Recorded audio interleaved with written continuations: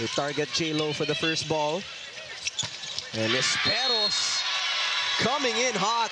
To score that point. That was a good set. Only one blocker against Esperos. A lot of angles to choose from.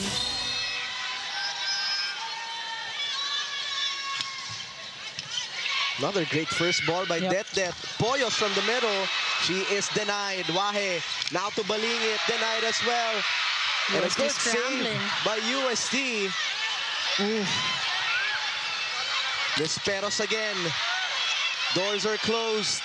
One more try, and Esperos with back-to-back points. Putting them at set point. Poyos again. Now it's Nisperos.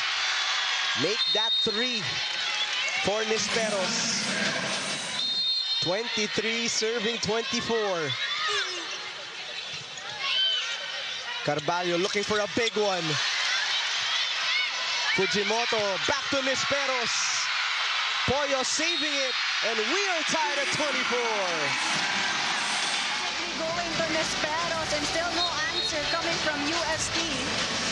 In between the blockers that time. What a fight.